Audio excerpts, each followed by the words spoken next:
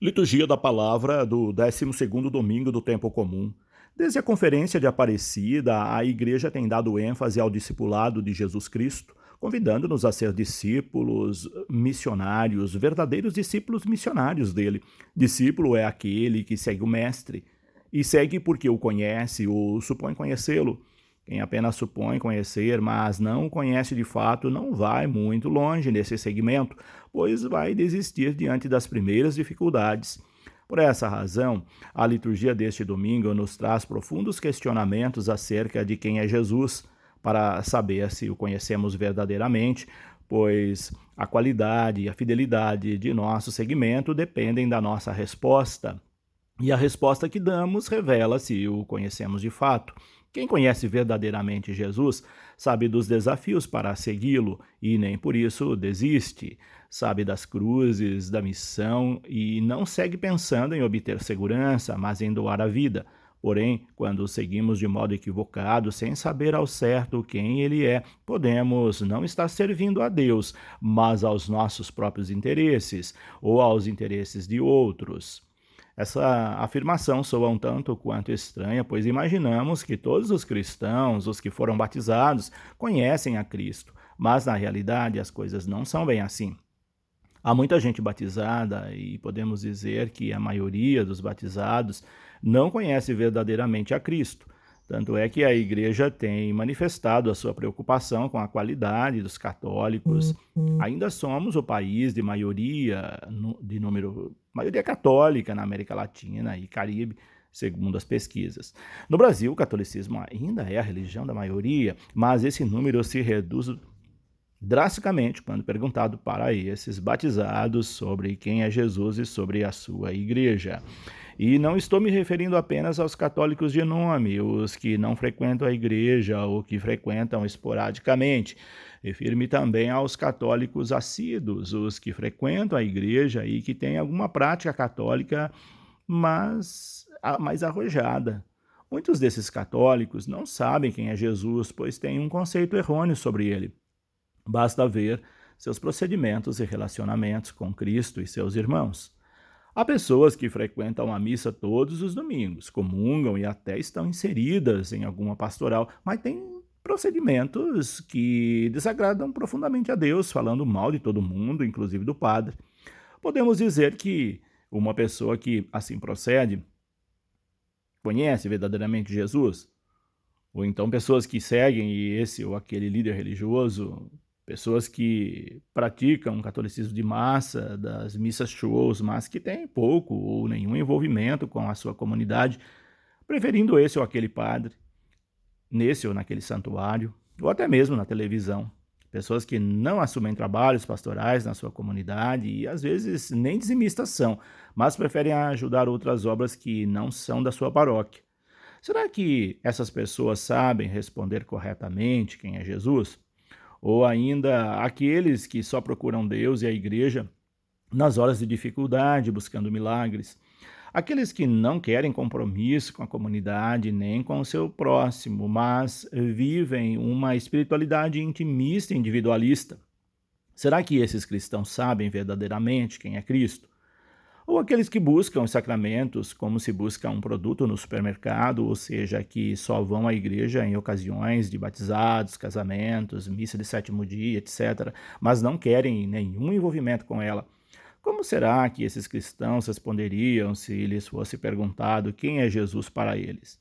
E nós, qual a resposta que damos quando nos perguntam quem é Cristo para nós? A veracidade da nossa resposta será de acordo com o grau de envolvimento e comprometimento que temos na comunidade com Cristo. Assim, o Evangelho nos coloca diante desses questionamentos. Jesus está rezando num lugar retirado junto com seus discípulos. Retiro é sempre uma boa ocasião para questionarmos a nossa fé, a nossa prática cristã. Foi, portanto, no momento de retiro que Jesus fez essas perguntas medulares para o seguimento e a fé cristã. Quem dizem as multidões que eu sou? E vocês, quem dizem que eu sou? Tem aqui duas perguntas que se complementam. Primeiro, Jesus quer saber o que as pessoas, as multidões dizem sobre ele, se sabem quem ele é verdadeiramente. Embora Jesus já soubesse que muitos deles não conheciam, ele queria confirmação desse equívoco através dos discípulos. A resposta que Jesus ouviu mostrou que de fato eles não sabiam quem ele era, pois ninguém disse que Jesus era o Messias. Diziam que ele era João Batista, ou que era Elias, ou algum dos antigos profetas que tinha ressuscitado. Enfim, eles acreditavam que Jesus era alguns desses que tinha voltado, mas não enxergavam nele o Messias. Essa visão equivocada não fazia muita diferença para as multidões, mas para Jesus fazia toda a diferença. Para essas pessoas, o que importava era que ele fazia milagres. Quem ele era não tinha a menor importância. Hoje não é muito diferente. Muitos são Muitos não estão preocupados em conhecer Jesus, caminho, verdade e vida, e se comprometem com ele, mas recorrem a Jesus para obter milagres, benefícios próprios. Quando lhes são pedidos compromissos, se esquivam e não voltam mais. Essas são práticas comuns entre muitos católicos, e por isso muitos, depois que mudam de religião, dizem que encontraram Jesus. Se tivesse tido compromisso com a Igreja Católica, teria encontrado Jesus também aqui. Essas questões mostram a carência de formação do nosso povo católico. Por isso, o documento de Aparecida diz que, se queremos que a paróquia seja centro de radiação missionária em seus próprios territórios, elas devem ser também lugares de formação permanente. Muita gente está carente de formação e pratica um catolicismo sem conhecer o essencial de sua fé, que é Jesus Cristo. Quem conhece verdadeiramente Jesus e a sua proposta não muda de religião e terá sua vida transformada e conformada de acordo com as propostas da nossa igreja. A proposta cristã. Estas pessoas não abandonam o barco na hora da tempestade, não se afastam da comunidade quando enfrentam dificuldades dentro dela, não abandonam a igreja por não terem sido atendidos nos seus pedidos ou exigências a Deus, ou por causa do padre ou desta ou daquela pessoa. Esses que permanecem firmes, apesar das dificuldades e provações, são pessoas que respondem corretamente quem é Jesus, não por palavras, mas por ações concretas, pois tomaram sua cruz e o seguiram. Assim sendo, depois de perguntar para os discípulos o que as multidões diziam sobre ele, Jesus lança a questão aos próprios discípulos. Eles tinham a obrigação de saber quem era Jesus, pois estavam o tempo todo com ele, comiam com ele, acompanhavam-no nas suas missões, viam as coisas que ele fazia e a sua sintonia com Deus. Foi então que Pedro prontamente respondeu: o Messias de Deus. Diante dessa resposta, Jesus os proibiu severamente que contassem isso a alguém. Qual o motivo dessa proibição? Não seria melhor que eles saíssem por aí, contassem para todo mundo, para as multidões, que Jesus era o Messias? Olhando por esse lado, parece que seria o mais correto, pois muitos entendem que evangelizar ou anunciar a palavra de Deus é levar um conceito teórico de Jesus, algo definido sobre ele, mas não é bem assim. Só se descobre quem é Jesus se comprometendo com ele, e não apenas sabendo teorias sobre ele. Se assim fosse, os doutores da lei seriam os que mais sabiam sobre Jesus, ou então os teólogos, os teóricos da teologia. Estes sabem discursar sobre Deus e podem ter uma bela cristologia, mas conhecem pouco sobre Jesus. A pedagogia de Jesus é essa. Ele não dá o peixe pronto, mas ensina os discípulos a pescarem. Ele não dá o alimento para a multidão, mas ensina a partilhar o pouco que tem. E assim nós vamos entendendo que Jesus não traz coisas prontas, que não faz mágica, nem tem atitudes paternalistas, mas que quer que nós aprendamos com ele, que tenhamos compromisso e responsabilidade com o seu reino. Quem recebe um conceito pronto de Jesus não vai aprender quase nada sobre ele e não vai amá-lo como deveria. Porém, quem descobre Jesus pelo seu envolvimento, pela sua busca e comprometimento, esse sim saberá verdadeiramente quem ele é. Assim, os discípulos ali presentes foram proibidos de dizer quem ele era, mas receberam uma verdadeira catequese sobre Jesus e a sua missão, pois só conhecemos Jesus quando conhecemos sua missão e as consequências dela. Por isso, Jesus disse a eles que deveria sofrer muito, ser rejeitado pelos anciãos, pelos chefes dos sacerdotes e doutores da lei, ser morto e ressuscitar no terceiro dia. Quem quer seguir Cristo por um caminho tortuoso, o caminho da cruz, poucos, pois muitos querem apenas o caminho das glórias, das coisas boas, dos lugares de destaque, dos privilégios. Porém, nenhuma glória é verdadeira se não tiver passado pela cruz. É como o ouro, ele só se transforma no precioso metal, que de fato é se passar pelo fogo, pelo crisol. Assim também é a proposta cristã.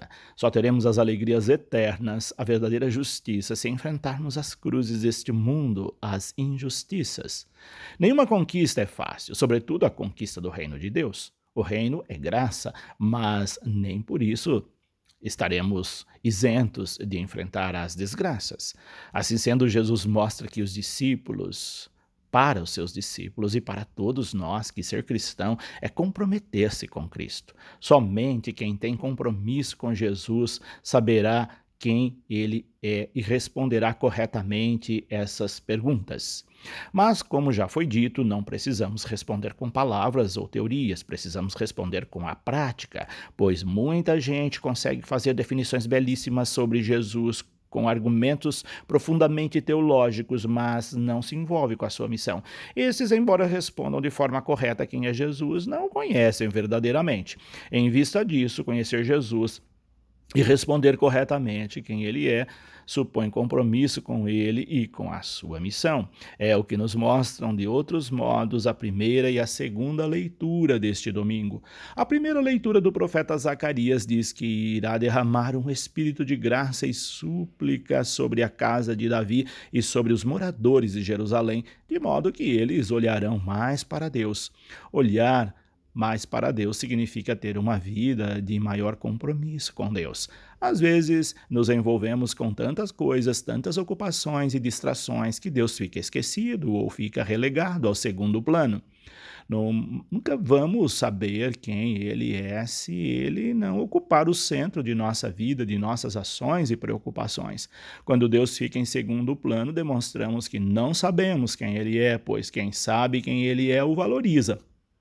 Precisamos, portanto, que seja derramada sobre nós a sua graça para que nós convertamos pastoral e pessoalmente e possamos nos comprometer com Deus. Do contrário, vamos continuar chorando as oportunidades perdidas ou, como diz um dito popular, chorar o leite derramado. Ou seja, quanto aquela que transpassaram, chorarão por ele como se choram pelo filho único. Vão chorá-lo amargamente, como se chora por um primogênito. Se não conhecemos hoje quem é Jesus na nossa vida, estaremos perdendo uma oportunidade valiosa, pois amanhã poderá ser tarde demais e aí vamos chorar em vão.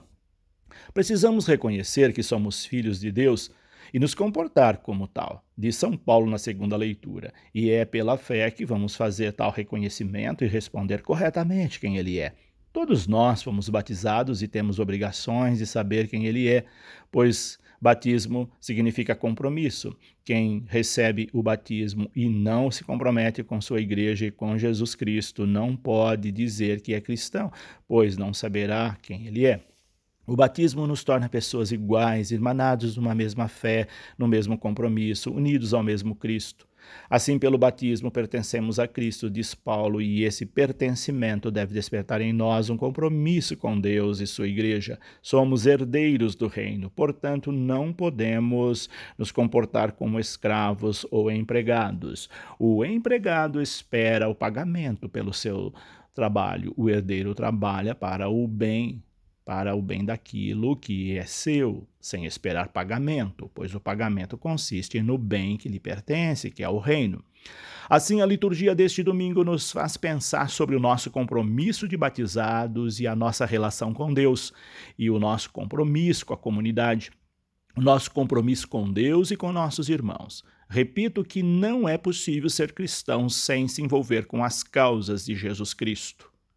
Pensemos sobre essa questão e façamos transformações em nossa vida e para o nosso bem e o bem da igreja da qual professamos a nossa fé. Deus abençoe a todos. Padre José Carlos Pereira. Peço que vocês desculpem o vídeo que foi improvisado, porque estamos com alguns problemas técnicos com relação à confecção dos nossos vídeos, por isso eu fiz esse vídeo com essas imagens repetitivas, mas espero que a mensagem tenha ficado, que vocês tenham de fato assimilado aquilo que propõe a liturgia deste domingo. Um abraço a todos e que Deus os abençoe grandemente. Fiquem com Deus, um feliz domingo e até o nosso próximo vídeo. Deus abençoe.